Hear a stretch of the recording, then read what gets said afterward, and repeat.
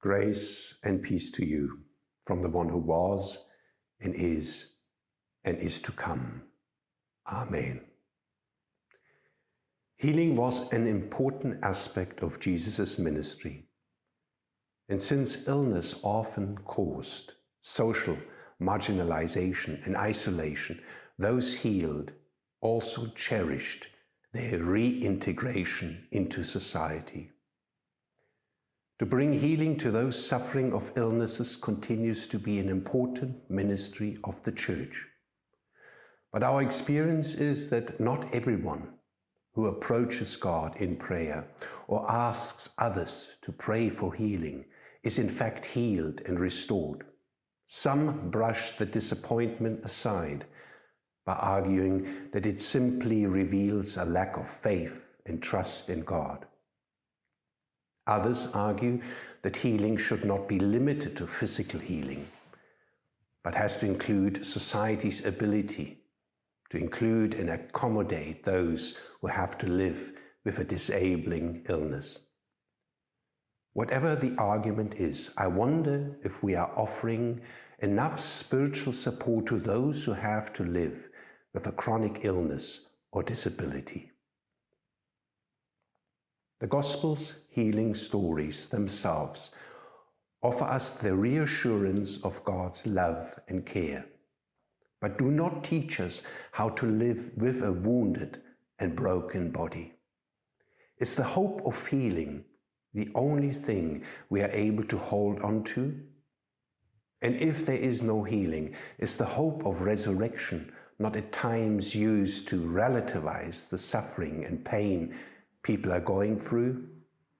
This also applies to experiences of aging and the increased loss of control and well-being, at times intensified by suffering and acute pain.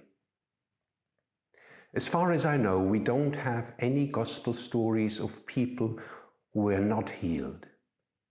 We're not given any pastoral advice of how to minister to them, apart from being encouraged to remain present and keep believing that Jesus has come to bring healing to the wounded. To give up praying for healing would be considered a lack of faith. I therefore wonder if the kind of triumphalism we witness in the healing stories of our Gospels does not prevent us to think harder about how we can assist people in learning to live with their illness and disability. This applies especially to mental health challenges. Is nurturing the hope of physical healing and remaining present in caring our only possible response? It seems that Christianity's complicated relationship with the body also impacts on what we mean by healing. Our usual prayers for healing are always at risk of removing us from our wounded bodies. And the hope of resurrection is offered as the promise of a final liberation from our broken bodies. But what if healing is also about being able to be more present to our bodies, to live more fully in our bodies, despite or rather because of their brokenness? While the healing stories in the Gospels might shed light on how to do this, shed little light on how to do this, there is one prominent figure in our New Testament who knows what I am speaking about. The Apostle Paul did pray for physical healing several times, but did not experience it. He wrestled with it and also suffered humiliation because of it. But he was courageous enough to publicly articulate his disappointment about it and to share how he was able to make peace with it. We first hear about Paul's personal illness in his letter to the Galatians. You know that it was because of a physical infirmity, in Greek weakness of the flesh, that I first announced the gospel to you. Though my condition put you to the test, you did not scorn or despise me, but welcomed me as an angel of God, as Christ Jesus. What has become of the goodwill you felt? For I testify that had it been possible, you would have torn out your eyes and given them to me. The Apostle Paul reminds the congregation that his first stay in the newly created Roman province of Galatia was not really part of his planned program and missionary activity. It was rather because of a weakness in the flesh, a physical infirmity or illness, that he ended up in Galatia. The scholar Dominic Crossan wonders if Paul's physical infirmity was an isolated incident, or if it was, in some ways, connected to what he describes to the congregation in Corinth as a thorn in the flesh. Therefore, to keep me from being too elated, a thorn was given me in the flesh, a messenger of Satan to torment me, to keep me from being too elated. 3 times I appealed to the Lord about this, that it would leave me, but he said to me, my grace is sufficient for you, for power is made perfect in weakness. The Greek word for thorn is more than a minor pinprick. According to a standard Greek lexicon, we should rather think of it as a pointed stake, spike, or splinter which causes serious annoyance and pain. He contrasts this experience of the thorn or stake in the flesh with his experience of being caught up to the third heaven, whether in the body or out of the body. It allowed him to hear things that are not to be told, that no mortal is permitted to repeat. When comparing the passages from Paul's letters to the Galatians and Corinthians, we notice that in both instances he talks about weakness and flesh. It might suggest that Paul had some recurrent illness that may have precipitated or accompanied ecstatic experiences. Did these out-of-body experiences offer some relief from the pain, Or did they make it even more difficult to return into and live with his afflicted body? One wonders what this humbling illness Paul is referring to actually is. Some scholars would argue that his recurring illness was a species of chronic malaria fever. We know that Paul grew up in Tarsus, located in the Cilician plain. The city was couched between the mountain and the sea. Its rich fertility and agricultural prosperity was fed by 3 rivers that annually drained the melting snows of the Tarsus range. And even though the best Roman drainage engineering was implemented, the area was known for its marshes, mosquitoes, and malaria. Could it be that Paul contracted malaria during his youth at Tarsus? His recurring illness would then have been chronic malaria fever, which causes chills and fevers, uncontrollable shivering and profuse sweating, severe headache, nausea, and vomiting. It tends to recur in very distressing and prostrating paroxysms whenever one's energies are taxed for a great effort. Such an attack is, for the time, absolutely incapacitating. The sufferer can only lie and feel himself a shaking and helpless weakling when he ought to be at work. He feels a contempt and loathing for self and believes that others feel equal contempt and loathing. 3 times Paul appealed to God about his chronic illness, hoping that it would leave him. But the response he received was not the healing of his physical body he was hoping for. Instead, he heard God say to him, "My grace is sufficient for you, for power is made perfect in weakness."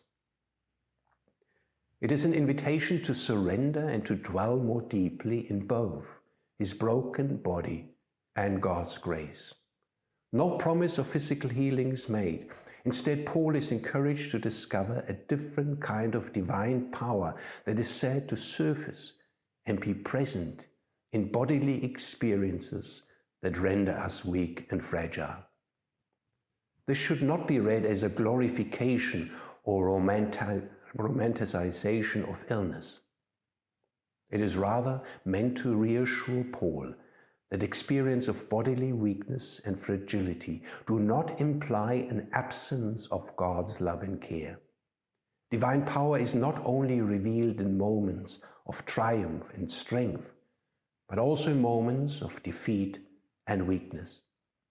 It is the kind of power that helps us live with the kind of limitations imposed on the body by illness or disability without falling into despair. Paul's response in return is rather astounding. "Therefore I will boast all the more gladly about my weaknesses, so that Christ's power may rest on me." What initially must have been an embarrassment to Paul, a reason for others to mock and humiliate him, is now something he's no longer ashamed of or despairing about. On the contrary, he is now even boasting about it as a way of accessing Christ's very own power. It allows him to offer his own vulnerability as a source of healing to others. It is a kind of spiritual healing that enables one to accept and embrace one's own wounded and broken body as a channel of God's grace. It is a kind of divine power that is not found by denying or escaping from suffering and pain, but rather by dwelling more fully in one's body, not despite, but because of its very weakness and fragility.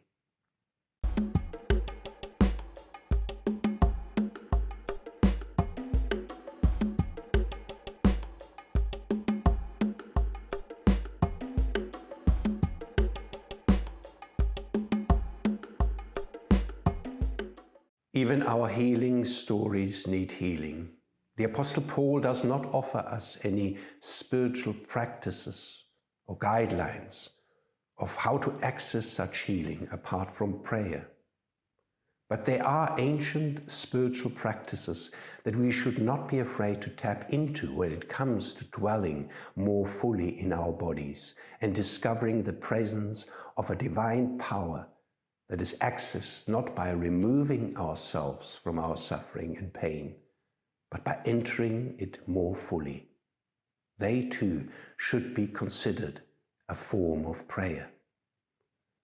The well-known journalist and writer Krista Tippett explores such healing in one of her On Being interviews. Her conversation with Matthew Sanford resonates with the Apostle Paul's experience of discovering a power in weakness, of learning to befriend his body and dwell more fully in it. As I offer you some glimpses of this extraordinary conversation, I hope that you will be able to make helpful connections and embark on your own personal journey of befriending your body and begin to heal your healing stories. Matthew Sanford had been in a car accident at the age of 13 and since then has been paralyzed from the waist down. His insights and wisdom on how to befriend our own body in all its grace and all its flaws are able to help us understand in what ways healing begins in our bodies. But his story also reveals how it is not possible to live more deeply in our body without becoming more compassionate towards all of life. Krista Tippett spoke to him in 2006, just after the publication of his book, Waking, a memoir of trauma and transcendence. In his memoir, Sanford talks about his experience as being only more extreme, but not so different from that of everyone else. We are all leaving our bodies. This is the inevitable arc of living. Death cannot be avoided, neither can the inward silence that comes with the aging process. The injury Sanford suffered from the accident forced him to engage and befriend the inward silence that one is left with when being suddenly or slowly cut off from all the noisy connections that make up one's life. In the accident, his father and sister were killed. His mother and brother suffered minor injuries. Sanford himself broke his back, neck, and both his wrists. Waking up from a 3.5 days coma, the realization set in that he was partially paralyzed. Being only 13 years old, he could hardly process what happened. But seeing his remaining family, it became clear to him that they needed him to live, and it allowed him to attach to something living. In those moments, it is not just the individual who is traumatized, but the whole family and even the community. Sanford realized that the need to live for them marked the beginning of his first healing story. It was his innocent 13-year-old energy still going towards life that prevented him from thinking too much about how injured he was. Not surviving was not really an option at that point. Sanford talks about how we all have our own stories and traumas that make us lose our trust in the world. At that moment, the world is said to change its shape. And the question we have to confront is, how are we going to connect back to the world? The desire for such reconnection marked the beginning of his healing journey. But it also led to the recognition that he now had two lives.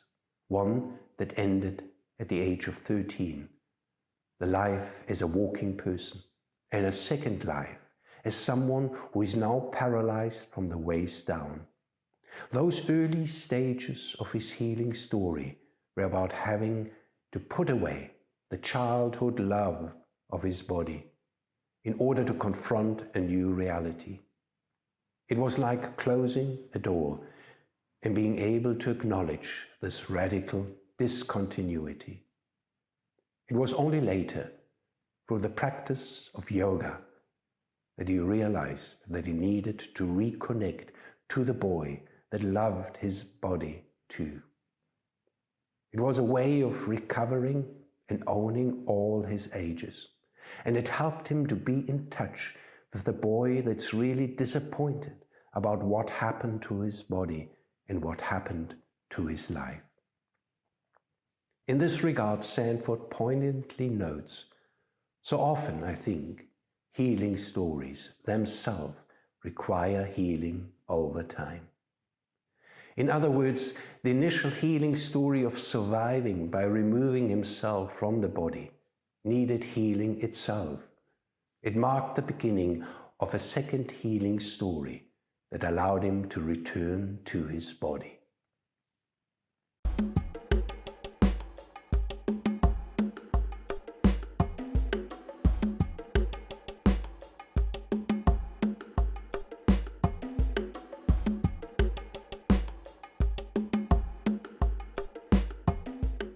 The second healing story was about his ability to grieve in different ways, at different stages, and at different levels.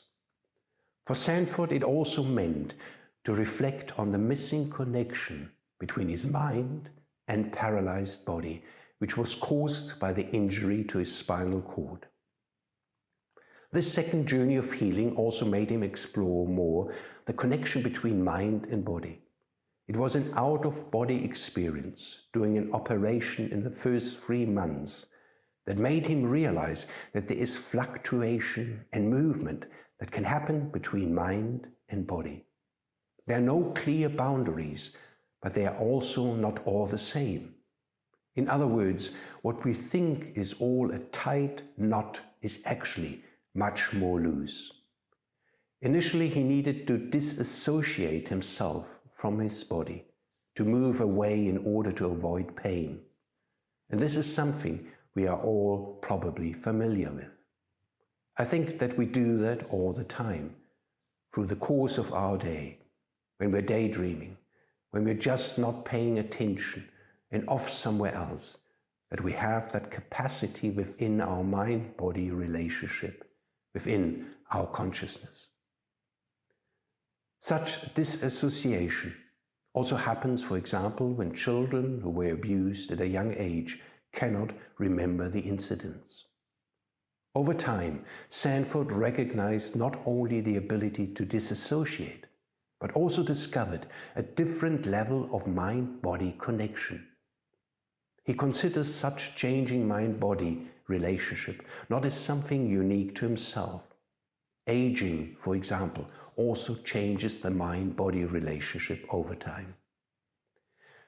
Given his particular injury, which was a mind-body injury at core, his mind had a harder time being in his body.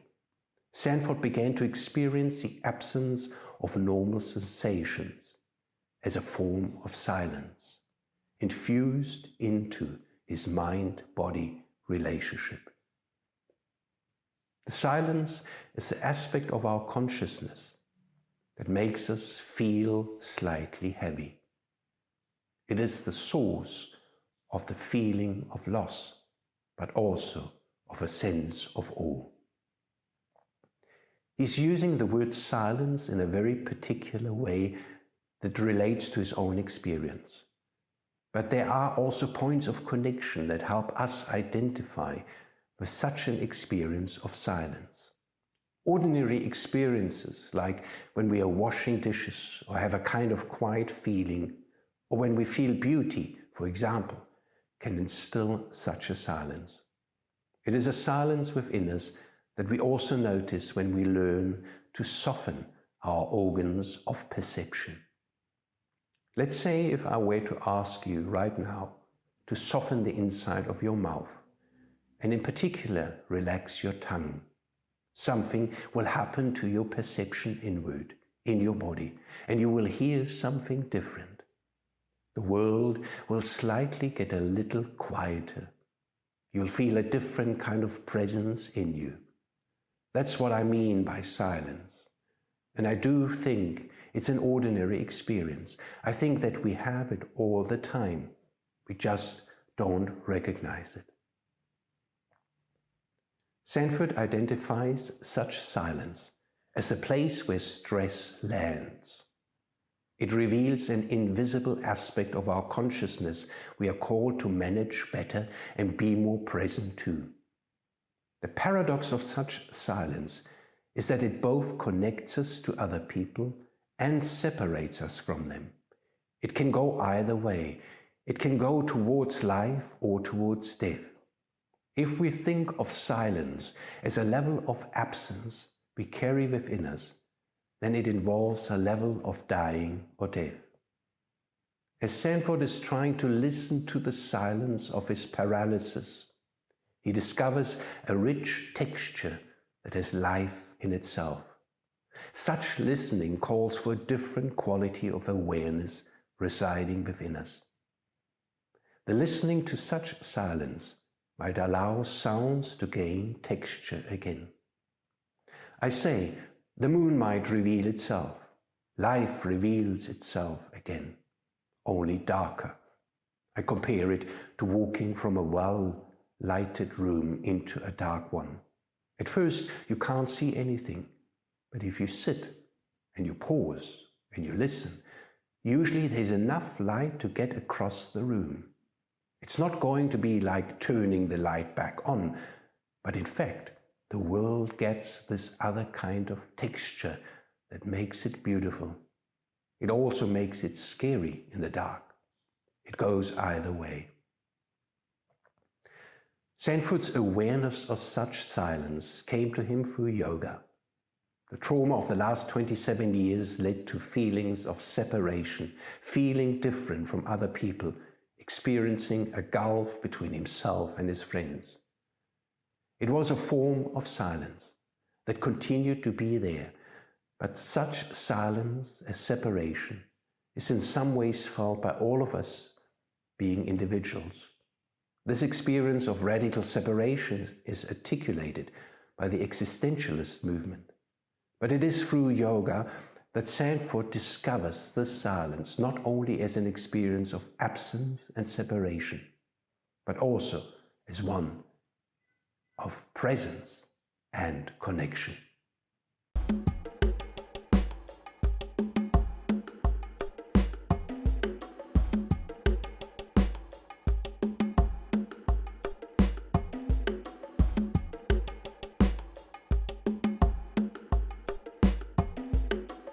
Being asleep in the car during the accident, Sanford had no memory of that day.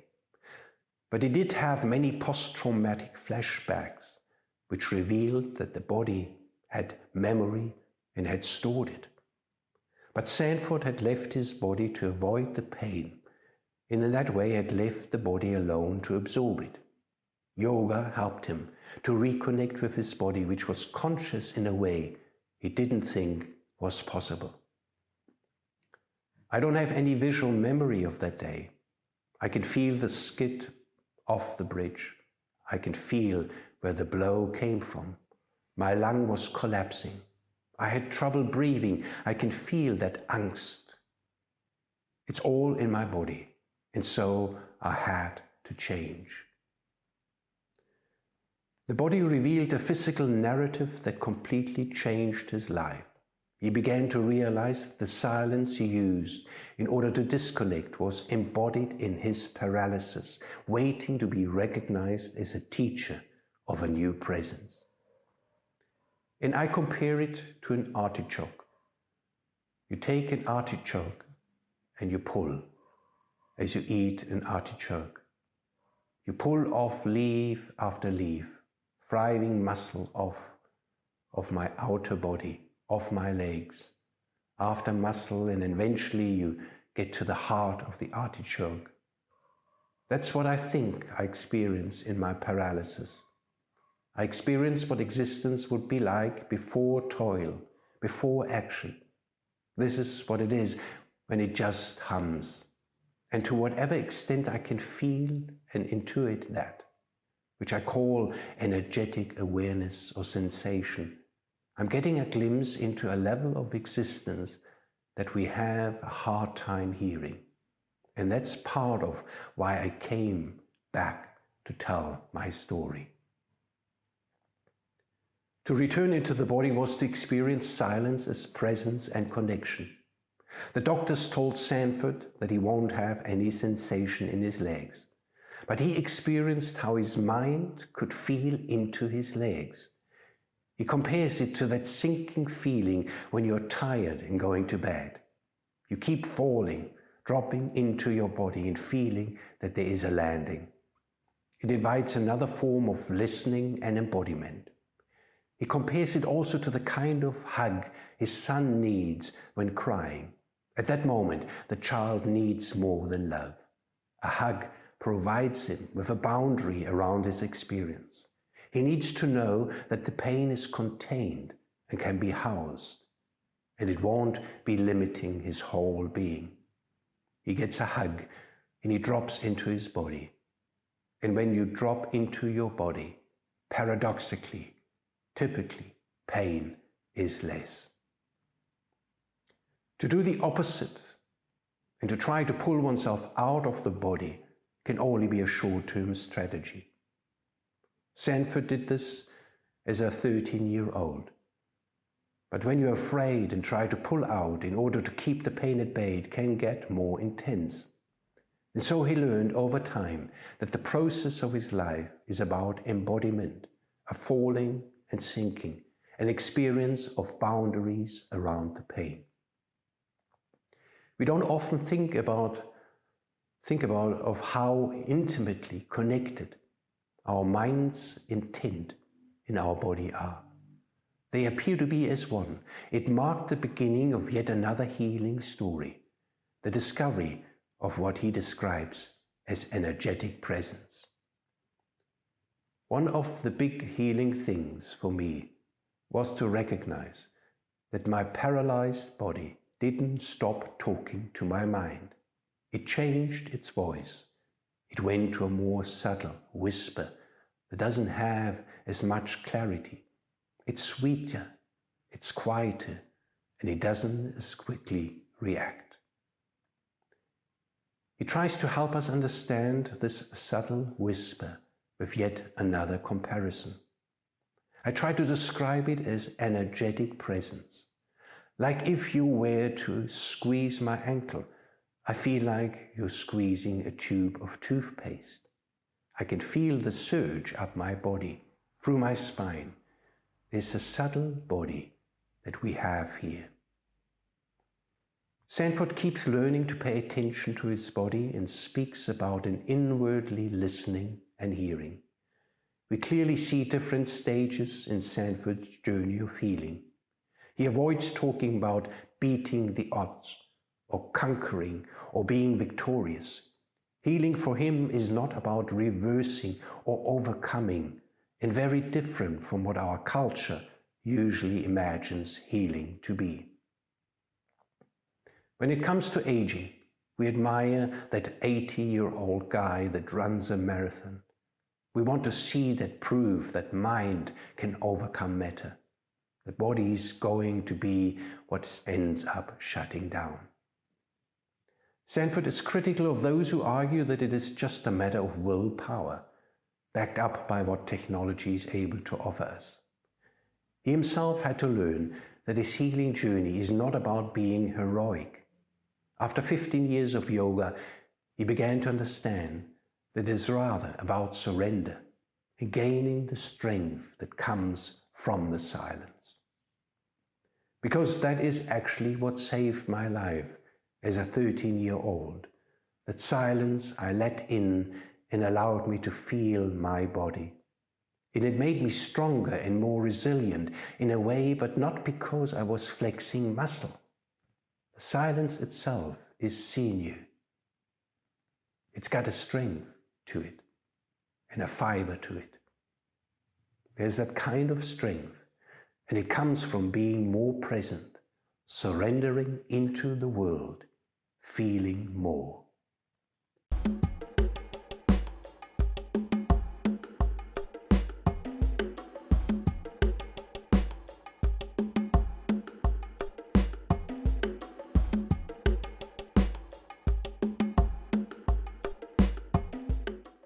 Sanford believes that such integration of mind and body, by surrendering into the world, feeling more and becoming more subtle, aware of our bodies, will be vital for human survival and the preservation of our earth. He emphasizes the importance of sharing and exploring stories like his own in order to recognize the depth and potential in what we are already experiencing. This applies to all bodies and made him specialize in adapting yoga to people living with disability. For yoga is not about the perfect pose, and it can travel through any body. It occurs at our mind's intent and our body's limits. The silence that is experienced can either lead to separation or connection. Sanford is concerned that when mind separates from body, we get more self-destructive in general. A lack of integration also leads to more separation from others. He would therefore also consider attachment to capitalism and money as a form of leaving our bodies. It also has huge repercussions of how we relate to the environment and its well-being. Moving away from our bodies makes us self-destructive in different ways. Sanford speaks about the disconnection he himself experienced through his own personal trauma. But in coming back through his body and more into his body, the same silence that made him feel disconnected from himself and the people around him now allowed him to feel more connected to himself and people. There was a growing appreciation for life and all its beauty. And the more one feels part of the world, the harder it is not to feel compassion for the world. He therefore concludes his book, "I've never seen anyone truly become more aware of his or her body without also becoming more compassionate." Such renewed connection and compassion is said to make one also less prone to commit acts of violence. It would be really hard to have warfare actually happen if you actually thought about the human being you were killing.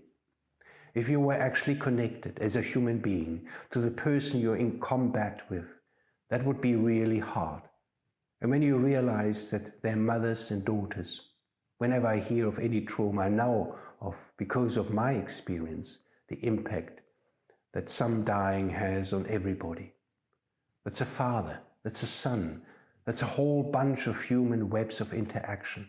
When you start to feel that through your body, and not just intellectually, it deepens your connection and I think makes you over time become more compassionate. At least that's my hope. It took Sanford time to realize that healing could look different from being able to walk again.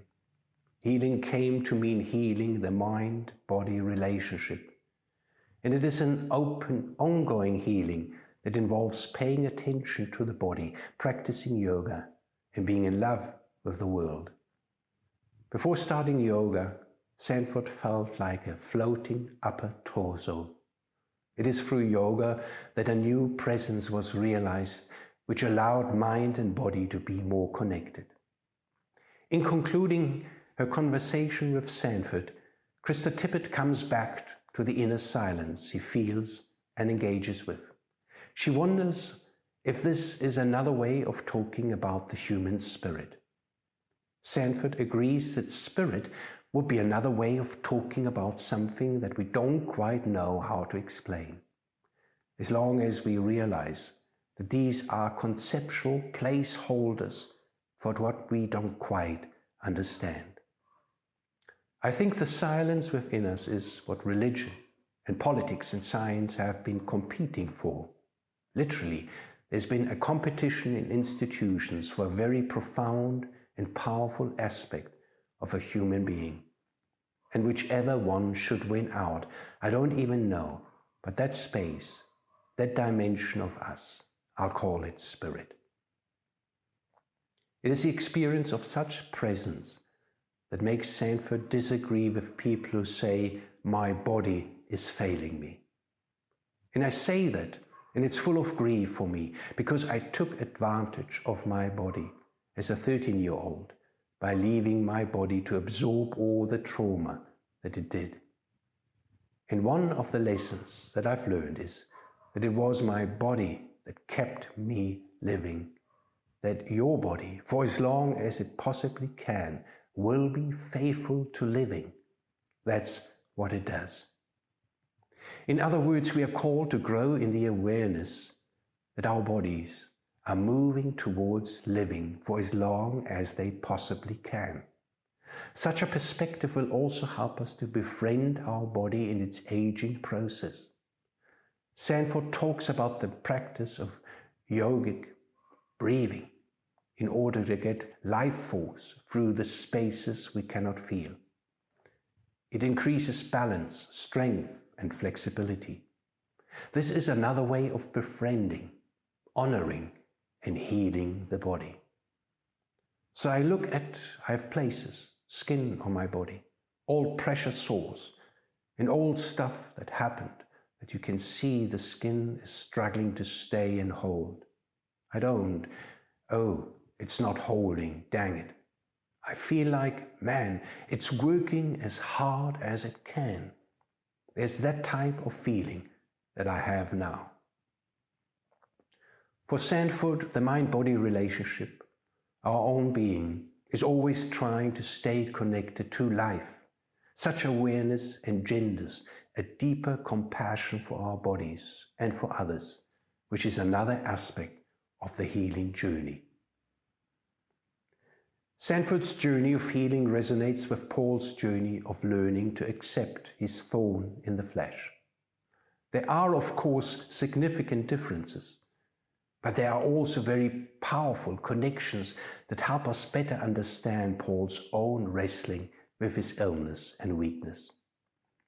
Sanford had an out-of-body experience.